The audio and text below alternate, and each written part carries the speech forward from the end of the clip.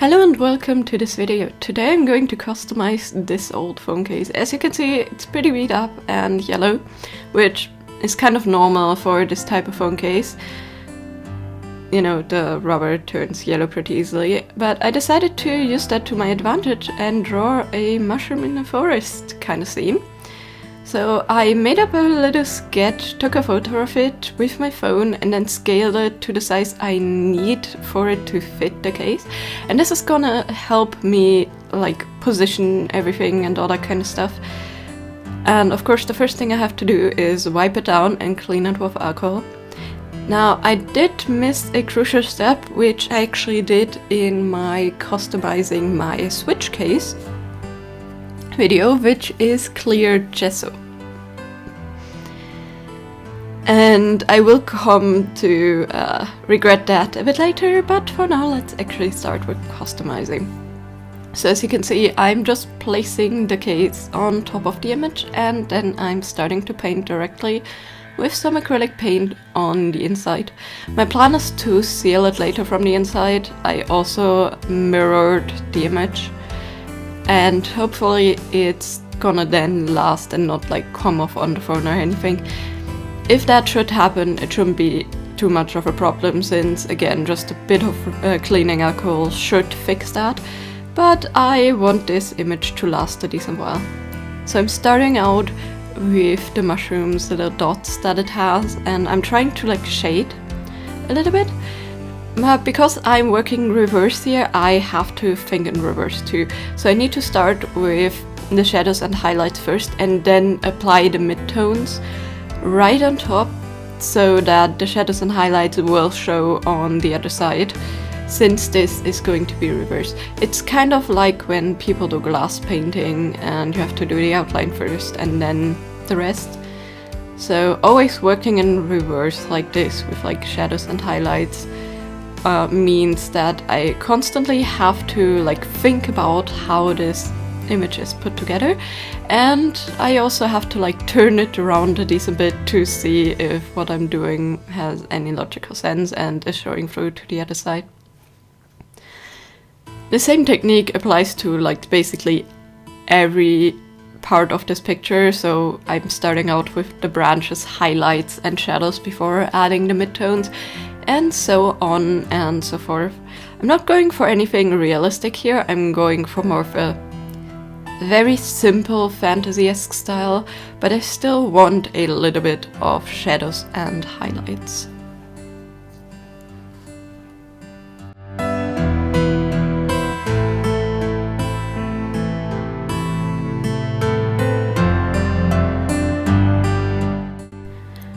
For the shadows in the mushroom and for the coloration, I'm going to blend some cream and brown tones in with some white and grey, and I'm trying to wet blend them a little bit to get a nice, like a bit more flavor effect between the colors.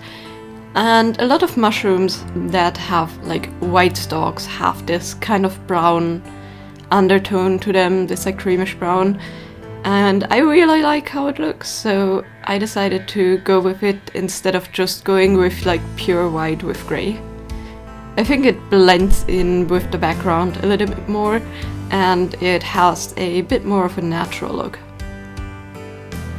Now another thing one must be really careful about when drawing like this is to not go over any of the lines. I'm painting the stalk here first, but I cannot go over the line where the top of the mushroom would sit, because if I do, it would look through on the other side, and since I painted the stalk first, the stalk would be in front of the cap, which wouldn't make any sense, at least in this case. So, you know, order of things is also very important in every little aspect of it. To clean up my lines a little bit, I'm actually just using like a little needle tool, and it helps like scratch off the sides a little bit if I overpaint it, but I luckily didn't have to do that too often in this image. And of course the same thing goes for the cap with the shading. I used like 3 very different red tones, but for some reason they look all the same in the end when they dried. even though like in person before they were super different, like the top one was super bright and the bottom one was super dark, but I guess, you know, when they dried they became a bit more similar. I guess it's probably to do with the pigments or something. I never had that problem when I painted on other surfaces before, that these were so similar, but I suspect that it may be the yellowing of the case, and that may like influence a decent bit how the colors look.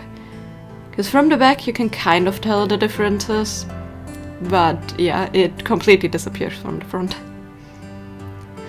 After I finish the mushrooms, it's time to detail a little bit of the forest, and again, not going for realism here, just for a little bit of detail. So I'm adding some pine needles, and I'm just going over with a very thin brush, and I'm also adding some like hinted like wilted leaves and some like other stuff you would find on the floor of a forest.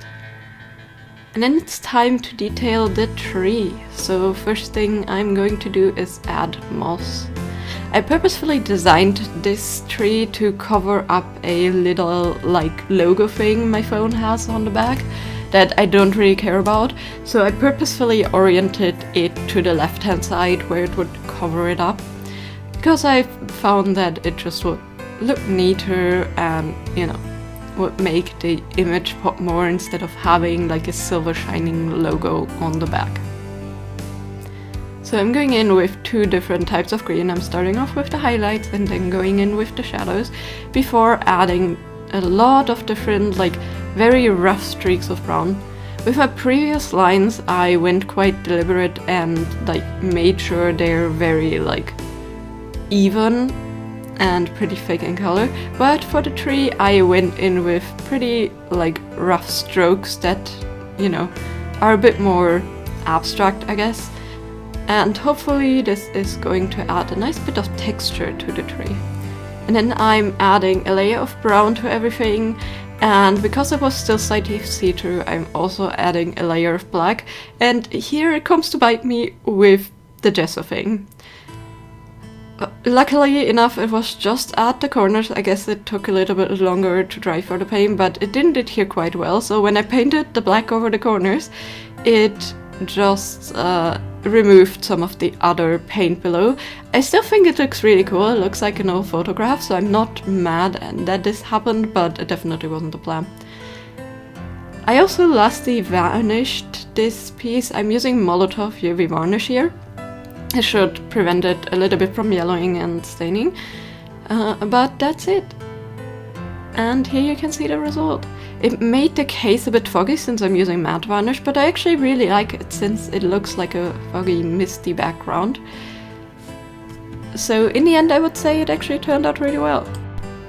I did in the end have the same problem with the tree and the mushroom crab, where it like completely loses its shading. But that's actually not on the paint. Like from the back, the browns looked so different when they dried that I just think it is really the yellowing that is playing in here, and a little bit of color mixing due to me forgetting the clear gesso, or, you know, a clear primer on the bottom, or the first layer I should say. Now again, I really love it, and I've been having this phone case for a couple weeks now, and it makes me really happy to look at it.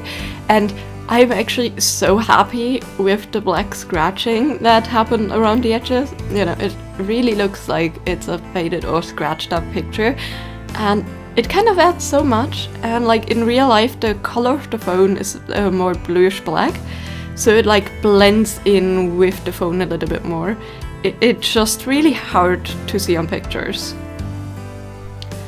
And as always, let me know in the comments down below what you thought of my design. And if you would customize your own phone case, what would you go with? Would you paint your favorite animal, your favorite cartoon character, or maybe some abstract art? Honestly, the options are truly endless. Anyway, I hope you have a great day. See you next time. Bye bye!